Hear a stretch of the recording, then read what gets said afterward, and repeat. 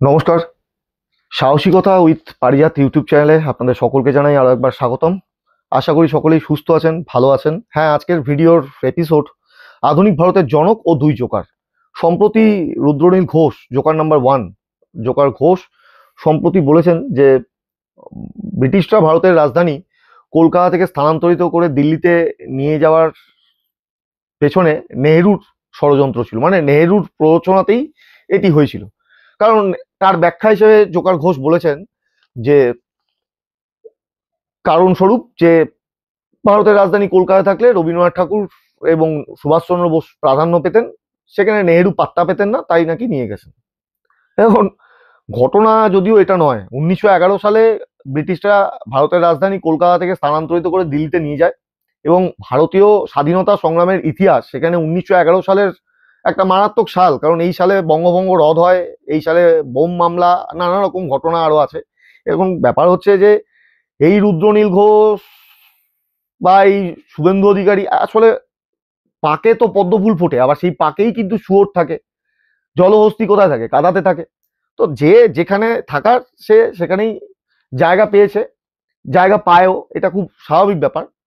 হ্যাঁ, তো কাকতালীয়ভাবে আমাদের পশ্চিমবঙ্গের মাননীয় মুখ্যমন্ত্রী এই জোকার ঘোষকে কোনো এক সময়তে ভোকেশনাল ট্রেনিং যে বোর্ড, তার সর্বোচ্চ শিখরে বসিয়ে রেখেছিলেন নীলবাতি গাড়ি দিয়ে, মাসে 1 লক্ষ টাকা মায়না দিয়ে। অদ্ভুত ব্যাপার। তো জোকারের কাজ হচ্ছে হাসানো, বিনোদন দেওয়া, ভাঁড়ামি করা, মানে এই ভাঁড় জোকার এদের কাজটাই হচ্ছে বিনোদন করা, বিনোদন দেওয়া। যেমন গোপাল ভাঁড় ছিল, তো সেরকমই এখনো পর্যন্ত আমরা অত্যন্ত মন কেমনের সময়ত যদি এই চার্লি চ্যাপলিন দেখি, সেক্ষেত্রে মন কেমনটা মুহূর্তের মধ্যেই ভালো হয়ে যায়, হাসির একটা পরিবেশ তৈরি হয়। তো জোকারদের কাজই হচ্ছে মানুষকে বিনোদন দেওয়া। তো এই কঙ্গনা রানাওয়াত বা এই রুদ্রনীল ঘোষ এরা জোকার, এরা ওই জলহস্তি বা এই যে বরাহ, এরা যেখানে থাকে সেরকমই এরাও সেই পর্যায়েরই প্রাণী যারা কাঁদাতেই থাকে। কাদাতে পাকেই পদ্ম ফুল ফোটে, কিন্তু পাকেও আবার জলহস্তি থাকে, শুয়োরও মানে কাদায় থাকে, মোষ থাকে। দেখবেন যত কাদা মধ্যে মোষ পড়ে রয়েছে, যেই জল পড়ে মোষের খুব আরাম, কাদাতেই থাকে ওরা। তো যে যেখানে থাকার সেখানে থাকবে। জোকার কেউ যদি, এখন অনেকে বলতে পারেন যে না প্রধানমন্ত্রীকে নিয়ে এরকম বলা উচিত না, দেখুন কেউ যদি নিজেকে জোকার হিসেবে পরিচয় দেয়, আত্মপ্রকাশ করে, যার বচন ভঙ্গি বা কথাবার্তা বা হাব ভাবে জোকারের ওই ব্যাপার স্যাপার ফুটে ওঠে, তো মানুষ তো হাসবেই। সারা দেশের মানুষ হাসছে, বিশ্ব হাসছে, স্বঘোষিত বিশ্বগুরু তিনি। তার এমন এমন কথা,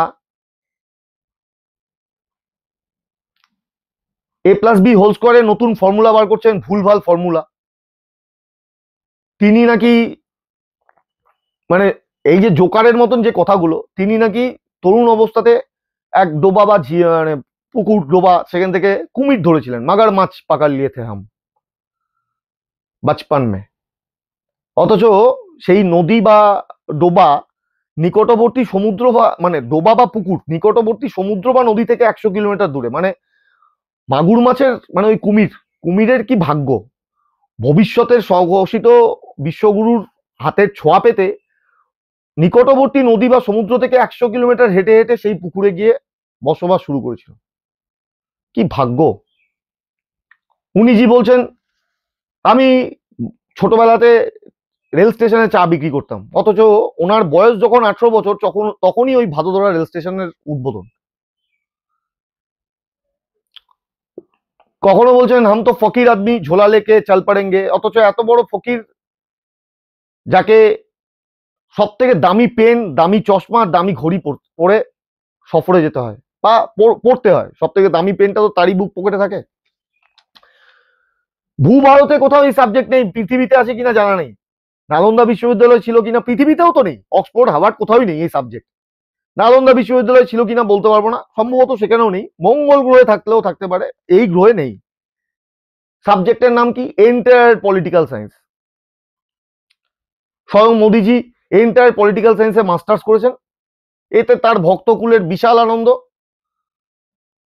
পলিটিক্যাল সায়েন্স একটা সাবজেক্ট, যে সাবজেক্টে আলোচনা সমালোচনা দুটোই প্রযোজ্য, কিন্তু এন্টায়ার পলিটিক্যাল সায়েন্স যাতে উনি মাস্টার্স করেছেন, তাতে এক পক্ষ মানে ওনারাই বিজেপি বা উনি ওনার ভক্তকুল তারাই আলোচনা করবে, সমালোচনা করবে। অন্য কেউ সমালোচনা বা আলোচনা করলে সেটা গ্রাহ্য হবে না। আমেরিকার প্রেসিডেন্ট ডোনাল্ড ট্রাম্প যখন এসে বলছেন, 10 বার কম করে বলা হয়ে গেল যে মধ্যস্থতাকারী আমি, মাঝরাত সারা রাত ধরে আলোচনা করে তারপর সিজফায়ার করিয়েছি। মোদিজি তখন চুপ, তখন আর ওনার নাম নরেন্দার নয়, তখন হয়ে যায় সারেন্দার। সারা বিশ্ব হাসছে। সব থেকে বেশি মানে রাষ্ট্রনেতা আরো তো দেশে আছে, কিন্তু মোদিজি আমেরিকাতে গিয়ে বলছেন আপকি বার ট্রাম্প কি সরকার। তারপর সেই ট্রাম্প সরকারে এসে কি করছে, হ্যালো নরেন্দার, হো যাও সারেন্ডার, ব্যাস সিজফায়ার। মোদিজি চুপ, বিদেশ মন্ত্রক চুপ। এখন আজকের প্রসঙ্গ হচ্ছে আধুনিক ভারতের জনক ও দুই জোকার। এক জোকারের কারণনামা বললামই। 1911 সালে ব্রিটিশ ভারতের রাজধানী সরিয়ে নিয়ে যাচ্ছে কলকাতা থেকে দিল্লি, তার পেছনে নেহরুজির কোনো হাত ছিল না। এরা ন্যূনতম শিক্ষাগত যোগ্যতা জ্ঞানটুকু এদের না থাকলে থাকবে কি করে? যে দলে গেছে সে দলটার তো দালালি করা ছাড়া আর কোনো কাজ ছিল না। সে স্বাধীনতার সময়ও তাই, এখনো তাই। উগ্র হিন্দুত্ববাদী, সংবিধান মানব না, আইন মানব না, দালালি করব, তাবেদারি করব। এ তার যে দলে নেতা স্বয়ং প্রধানমন্ত্রী, তিনি এন্টায়ার পলিটিক্যাল সায়েন্স নামক একটি ভুয়ো সাবজেক্টের মাস্টার্স ডিগ্রি ধারণ করে বসে আছেন, তো তার দলের ছেলেপুলেরা তো এসব বলবেই। এই রুদ্রনীল ঘোষ কোনো এক সময়তে মাননীয়াকে মা বলে সম্বোধন করতেন, আমি জানি না উনিও এখন শিশিরবাবুর মেজ ছেলের মতন মোদিজির বাচ্চা হয়ে গেছেন কিনা। এখন আসি আধুনিক ভারতের জনক। দেখুন, 3বার ভোটে জিতে মানে 11 বছর চলছে বর্তমান, মানে সমস্ত কাগজে বর্তমানে সম্প্রতি প্রকাশ মানে ফলাও করে প্রচার চলছে, 11 সাল কি বিকাশ, 11 সাল পুরা হো চুকা, পুরা হো চুকা है। তো এই 11টা বছরে মানে 3বার জিতে আসার পর ওনার কিনে নেওয়া মিডিয়া, বিজেপির আইটি সেল, এরা ওনাকে মানে মনে করাচ্ছে যে উনি পণ্ডিত নেহরু ভার্সন 2। তা নয়, আপনি পণ্ডিত নেহরু ভার্সন 2 কোনোদিনই নয়, বরঞ্চ আপনি একটি বিরল রোগে আক্রান্ত। আপনি যে কোটটা পড়েন সেই কোটটার নাম জওয়ার কোট। আপনার যে রোগে আপনি আক্রান্ত হয়েছেন, আপনার উচিত ইমিডিয়েট একটু শান্ত ধীর স্থির হওয়া, তবে এই রোগ থেকে আপনি নিস্তার পাবেন। এই রোগটির নাম নেহেরু ফোবিয়া। ভয়ঙ্কর রোগ, মারাত্মক রোগ, নেহেরু ফোবিয়া। নিজেকে নেহেরুর সমতুল্য মনে করা। যে পণ্ডিত, তাকে পাণ্ডিত্য অর্জন করতে হয়, আর যে পণ্ডিতি করে তাকে পণ্ডিত সাজতে হয়, এবং সাজতে গেলে জহর কোট পড়তে হয়, দামি পেন বুক পকেটে রাখতে হয়, দামি ঘড়ি পড়তে হয়, দামি চশমা গগলস পড়তে হয়। জোকার বলার আরো একটা কারণ, উনি এখন দেশের সেনাপ্রধানেরও ওপরে। উনি কখনো ট্রেন চালাচ্ছেন, উনি যুদ্ধ বিমানেও চড়ছেন, উনি যুদ্ধ থেকে এই যেন ফিরছেন, হাতে হেলমেট, চোখে গগলস, এয়ারফোর্সের উইং কমান্ডারের পোশাক, পেছনে যুদ্ধ বিমান, মাথার উপরে সিঁদুর। বিশাল ব্যাপার। এগুলো করে রাষ্ট্রনেতা হওয়া যায় না। রাষ্ট্রনেতা বা জননেতা হতে গেলে তার কাজ করার ধরন থাকে, পঞ্চবার্ষিকী পরিকল্পনা থাকে, বিরোধীদের বক্তব্য শোনার জন্য অধিবেশন ডাকতে দিতে হয়। ঠিক যেরকমটা 62 সালের ভারত চীন যুদ্ধের সময়, তখন প্রয়াত প্রাক্তন প্রধানমন্ত্রী ভারতরত্ন অটল বিহারী বাজপেয়ীর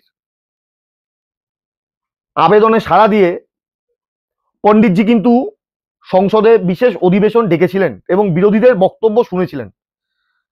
মোদিজি কি বলছেন? মোদিজি বলছেন না না, সামনে বাদল অধিবেশন আসছে, এখন বিরোধীদের বক্তব্য শোনার জন্য এই বা অপারেশন সিন্দুর নিয়ে দেশবাসীকে জানানোর জন্য জরুরি অধিবেশন ডাকার কোনো মানেই হয় না, বাদল অধিবেশনেই শোনানো হবে। তাহলে 2017 সালের 30শে জুলাই জিএসটি মাঝরাতে চালু করার জন্য মাঝরাতেই বিশেষ অধিবেশন ডাকার কি দরকার ছিল? সেটাও বাদল অধিবেশনে চালু হতে পারতো। বিল পাবেন না, ধাপ্পাবাজি, ঢপবাজি, জুমলা আর ওই জোকারের মতন হাসানো হাব ভাব বক্তব্য সবেতেই রব উঠলো। 9 তারিখে সারা দেশের মহিলাদের সিঁদুর পাঠাবো। কেন ভাই, তুমি কে? সিঁদুর পাঠাতে হলে তুমি তোমার স্ত্রীকে পাঠাও, সে তো এখন অপেক্ষা করছে। সনাতনী শাস্ত্র অনুযায়ী নিয়ম হচ্ছে বিবাহিত স্ত্রীদের সিঁদুর দেবে তার স্বামী, অথবা কিছু কিছু জায়গার কিছু রীতিনীতি আছে, যেরকম আমাদের এখানে দুর্গাপূজার দশমীতে সিঁদুর খেলা হয়, তখন বিবাহিত সিনিয়র মহিলারা বা বিবাহিত সমবয়সী মহিলারা ওই বিবাহিত মহিলাটিকে সিঁদুর দেবেন শাখাতে, সিঁথিতে, গালে। এই তো নিয়ম। অপারেশন সিঁদুর নামটা রাখা হলো কেন? এই সিঁদুরের নাম করে এই যাত্রা করার জন্য, নাকি সিঁদুর বেচার জন্য? সিঁদুর বেচাটা বন্ধ করুন, সিঁদুরটা আপনার বেচার জিনিস নয়। আপনার তো ভিত এতটাই নড়বড়ে হয়ে গেছে যে প্রতিনিধি পাঠাতে হচ্ছে দেশে দেশে অপারেশন সিঁদুরের সফলতার কাহিনী শোনানোর জন্য, অথচ আপনার বিদেশ মন্ত্রী বা বিদেশ দপ্তর একবারও এসে বলতে পারলো না যে ডোনাল্ড ট্রাম্প সর্বৈব মিথ্যা কথা বলে চলেছেন অবিরত। আপনিও বলতে পারলেন না। কর্নেল সোফিয়া কুরেশিকে আক্রমণ করা মধ্যপ্রদেশের সেই মন্ত্রীকে সাসপেন্ড করার ক্ষমতা পর্যন্ত আপনার নাই। আপনাকে জোকার ছাড়া কি বলা যায়? মধ্যপ্রদেশের উপমুখ্যমন্ত্রী যে সেনাবাহিনীকে অপমান করে, বলে যে সেনাবাহিনী মোদিজির চরণে নতমস্তক, সেই উপমন্ত্রীকে সাসপেন্ড করার ক্ষমতা আপনার নাই। আপনি জোকার ছাড়া কি বা হতে পারেন? সম্প্রতি রাজ্যসভার সাংসদ হরিয়ানা, তিনি বলেছেন যে বাইসারানে যে ঘটনা 22 এপ্রিল ঘটেছে তার জন্য দায়ী সেখানকার ওই মহিলারা, বীরাঙ্গনা, যারা ঘুরতে গিয়েছিলেন নিজেরই দেশের এক পর্যটন ক্ষেত্রে। আপনি তাকেও শোকজ করলেন না, সাসপেন্ড করলেন না। অথচ চলতি এই লোকসভা নয়, বিগত 2024-এর আগে সংসদে যে অধিবেশন চলছিল তাতে কয়েক ডজন বা কয়েকশো বলা যেতে পারে বিরোধী সাংসদদের সাসপেন্ড করে দেওয়া হয়েছিল বিনা কারণে। বাংলারও অনেকে ছিলেন। তাহলে আপনাকে জোকার ছাড়া কি বা বলা যেতে পারে? আপনি যে কার্যত একা, সেটাই চেনাব সেতুর ওপর আপনি যখন একা হেঁটে চলছিলেন, এবিপি আনন্দের বলা কথা যাতে জাতীয় পতাকা, আসলে ওটা ছিল হাতে জাতীয় পতাকা। তো ওই হাতে জাতীয় পতাকা নিয়ে যেভাবে একা ঘুরছিলেন তাতেই মনে হচ্ছিল স্বঘোষিত বিশ্বগুরু 56 মিলিমিটার একদম একা একটি জোকারে পরিণত হয়েছে। আপনি যদি সত্যি রাষ্ট্র নেতা হতেন, আপনি নেহরুর সাথে তুলনা টানেন। আপনি রাষ্ট্র নেতা হলে মণিপুর ছেড়ে দিলাম, মণিপুর যাওয়ার ক্ষমতা আপনার নেই, সাহসের দরকার আছে। 56 ইঞ্চি আপনি যেটা মুখে বলেছিলেন, আদতে সেটা 56 মিলিমিটার। দেশের মানুষ জেনে গেছে, মণিপুর অনেক আগেই জেনে গেছিল। আপনার উচিত ছিল পুঞ্চ এলাকায় যাওয়া। এই ঘাত প্রত্যাঘাতের ফলে পুঞ্চে সব থেকে বেশি ক্ষতিগ্রস্ত হয়েছিল, আপনি যাননি পুঞ্চে। আপনি বিহারের নির্বাচনী সভা হোক কিংবা পশ্চিমবঙ্গের আলিপুরদুয়ার হোক, সর্বত্র আপনি অপারেশন সিন্দুরের সফলতা, সেনাবাহিনীর কৃতিত্ব ছিনিয়ে নিয়ে যেভাবে প্রচার করেছেন, অথচ আপনি কিন্তু একবারও পুঞ্চের বাসিন্দাদের কথা তুলে ধরেননি। আপনি এই চন্দ্রভাগা নদীর ওপরে যে সেতু, বিশ্বের উচ্চতম রেল সেতু উদ্বোধন হলো, সেখানেও আপনি বলেন। আপনার এই এন্টার পলিটিক্যাল সায়েন্সের ডিগ্রি এবং তাতে উৎফুল্ল হয়ে আপনারই শিষ্য এক ঘোষ, সে যখন এসে বলে কুসুম কুসুম, ধর্মনিরপেক্ষ হলে দেশ ছেড়ে বেরিয়ে যান, সেই আপনি কিন্তু এটা আমি জানি না সেই ঘোষ খবরটা পেয়েছে কিনা, যেখানে মুসলমানের নাম শুনলে এখন গাত্রদাহ হয়, সেখানে অবশেষে আপনি কালকে আদিল নামে ওই ঘোড়ার ব্যবসায়ী তার নাম উচ্চারণ করলেন, অথচ এতদিনে তার নাম কিন্তু কেউই উচ্চারণ করেনি। কেন? সে মুসলিম বলে। আপনার ছেলে সে নিজেই বলেছে আমি মোদির বাচ্চা। শিশির মানে যার প্রাক্তন পিতার নাম শিশির অধিকারী, তো সে বলছে পেহেলগাঁওয়ের বৈশরণে ধর্ম জিজ্ঞেস করে করে মেরেছে। পেহেলগাঁওয়ের বৈশরণে যে হামলা হয়েছিল তাতে একজন খ্রিস্টানও মারা গেছিলেন, খ্রিস্টান পর্যটক। এখনো সাম্প্রদায়িক উস্কানি দিয়ে চলেছে বিজেপি নামক এই সাম্প্রদায়িক উস্কানি দেওয়া রাজনৈতিক দল। পণ্ডিত নেহরুর ধারে কাছে তো দূরের কথা, পণ্ডিত নেহরুর যোগ্য কোনোদিনই আপনি হতে পারবেন না। কারণ 2014 একজন যদি আধুনিক ভারতের জনক হয়, আপনি তো মানে উনি যে হচ্ছেন সাম্প্রদায়িক হিংসার জনক। 2014 সালে প্রধানমন্ত্রী হওয়ার পর আদালতের রায় উনি ক্লিনচিট পেলেও ইতিহাস আর সময় কিন্তু সাক্ষী থাকবে গুজরাট দাঙ্গার মাস্টার মাইন্ডটা কে ছিল। 2019-এর পুলওয়ামা অ্যাটাক হামলা, সত্যপাল মালিক তৎকালীন জম্মু কাশ্মীরের রাজ্যপাল, তাকে চুপ করিয়ে দেওয়া হলো। এখন তো ইডির আওতায় নিয়ে আসা হলো, ইডি সিবিআই লাগিয়ে দেওয়া হলো তার পেছনে। কেননা সে এগেনস্টে বলেছিল মোদিজি। আর বিচারপতি সে তো রঞ্জন গগৈ, ডিওয়াই চন্দ্রচূড়, সবাই সবটা জানে, যার জন্য সিজিআই গাভাই সম্প্রতি লন্ডনের গোল টেবিল বৈঠকে বললেন বিচারপতিদের, কিছু সংখ্যক বিচারপতিদের উদ্দেশ্য করে, সম্প্রতি 2014 লোকসভা নির্বাচনে আমরা দেখলাম কলকাতা হাইকোর্টের একমাত্র ভগবান জাস্টিস, ভগবান না শয়তান সে এখন মানুষ বুঝতে পারছে। তবে বিচারপতিদের রায় নিয়ে মানুষের এখন শঙ্কা তৈরি হয়েছে, কিন্তু ইতিহাসের আর সময়ের কাছে সাক্ষী থাকলো যে সাম্প্রদায়িক ভারতের সাম্প্রদায়িক হিংসার জনক আপনি। হ্যাঁ মোদিজি আপনি। তাই তাই পণ্ডিতজির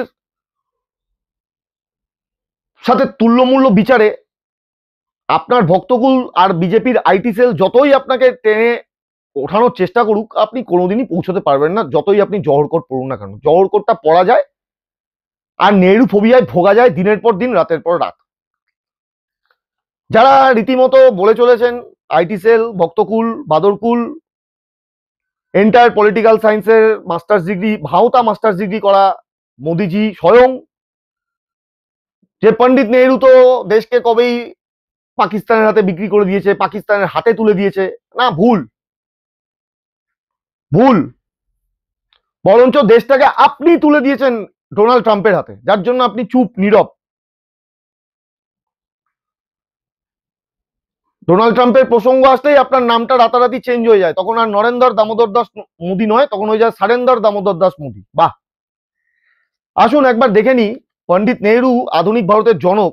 আধুনিক ভারতের জনক সব থেকে বড় ব্যাপার, এই যে আজকে মোদীজি প্রচার চালাচ্ছেন আত্মনির্ভর ভারত, এই আত্মনির্ভর ভারত যদি কেউ করে থাকে তার নাম পণ্ডিত জওহরলাল নেহরু। শুধু তাই নয়, ধাপ্পাবাজি, জুমলা এবং ঢপবাজি দেওয়া ভারতের বর্তমান প্রধানমন্ত্রী যখন বলছেন ভোকাল ফর গ্লোবাল, এই ভোকাল ফর গ্লোবালের শুরুয়াত সেটাও করেছিলেন আধুনিক ভারতের জনক পণ্ডিত জওহরলাল নেহরু। কারণ তিনি গান্ধীজিকে স্মরণ রেখে, গান্ধীজিকে প্রাধান্য দিয়ে চালু করেছিলেন খাদি গ্রামোন্নয়ন দপ্তর, গ্রামোদ্যোগ দপ্তর। এই উদ্যোগ তার ফলে ভোকাল ফর গ্লোবাল সেই সময় থেকে শুরু।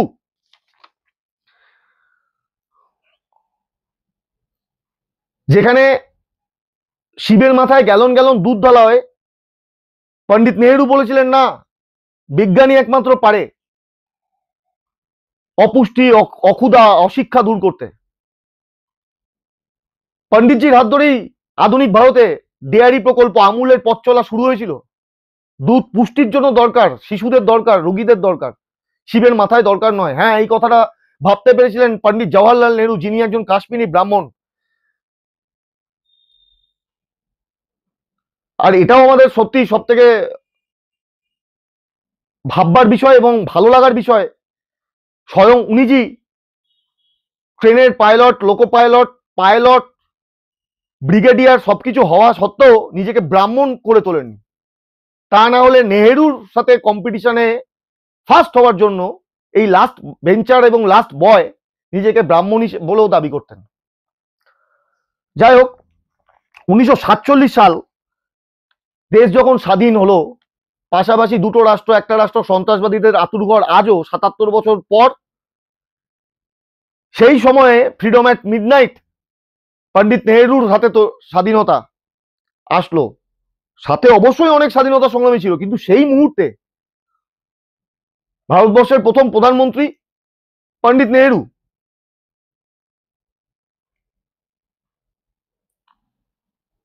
48 সালে এখানে এখন যখন মুসলিম নাম শুনলে গাত্রদাহ হয়, 48 সালে দেশের শিক্ষামন্ত্রীর নাম ছিল মৌলানা আবুল কালাম আজাদ। 48 সালে নেহেরু চালু করলেন আইটিআই।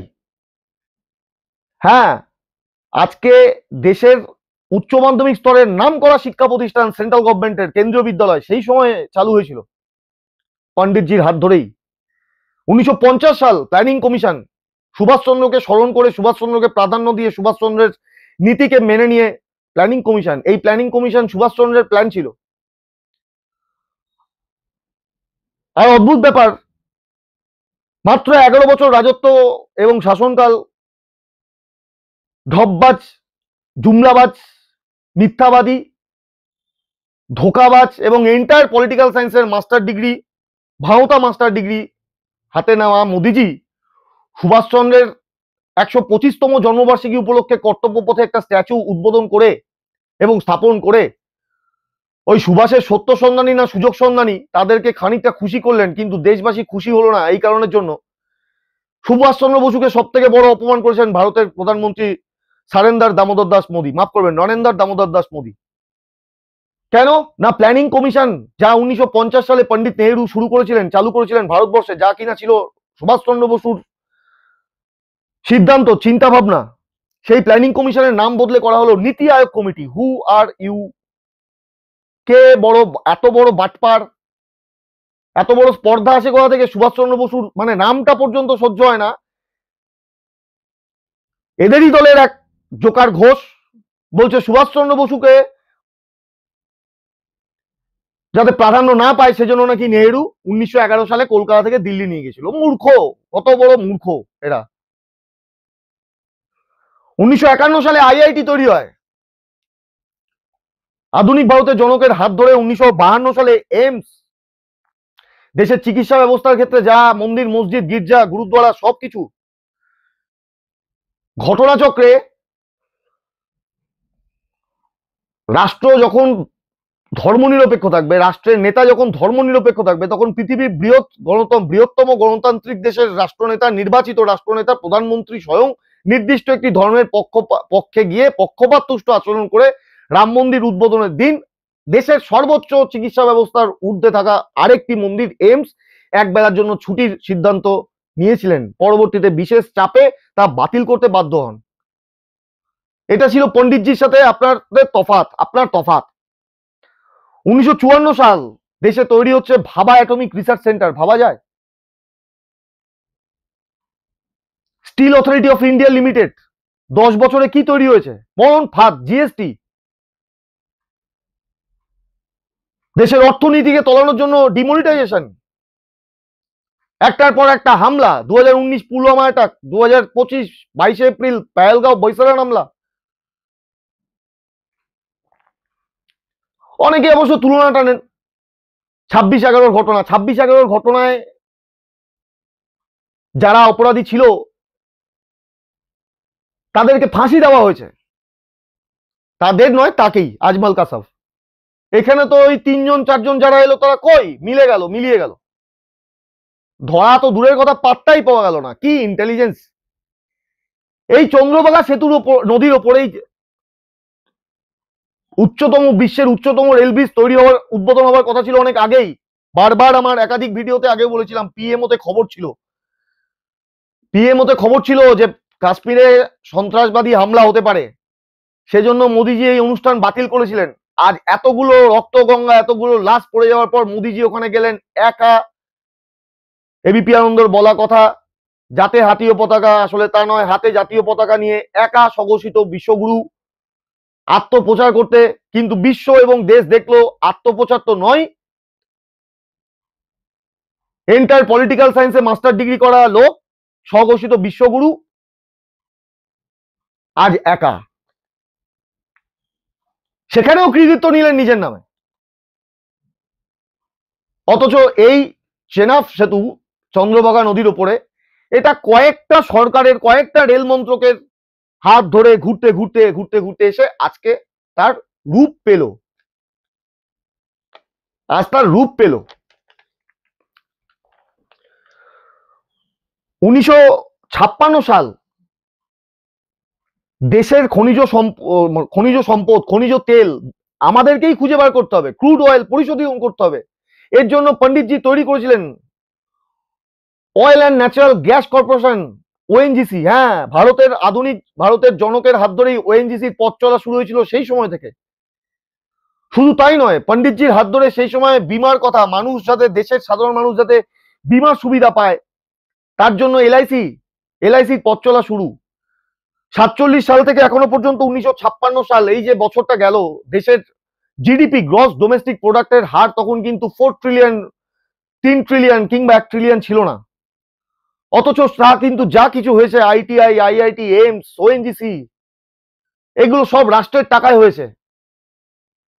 আর আজ জমিদার বাড়ির বা একটু মানে বড়লোক বাপের বকাটে ছেলের মতন এই সব সম্পত্তিকে বিক্রি করে দেওয়া হচ্ছে শুধুমাত্র দুজনের কাছে, আদানি আর আম্বানি। ফুলে পেপে ঢোল হয়ে গেল তারা। মোদিজির বিশেষ বন্ধু আদানি। 1958 সাল এই অপারেশন সিন্দুরের ঘাত প্রত্যাঘাতে দেশীয় প্রযুক্তিতে তৈরি হওয়া আকাশ এবং তার সফলতার জন্য মোদিজি যেভাবে গর্বে গর্বান্বিত, এবং তার ভক্তকুল বাদরকুল যেভাবে, আইটি সেল বিশেষ করে আর ওই গদি মিডিয়া যেভাবে মানে আনন্দে আনন্দিত, সেই defence research development organisation DRDO 1958 সালে পণ্ডিতজির হাত ধরে দেশে শুরু, পথ চলা তাদের শুরু।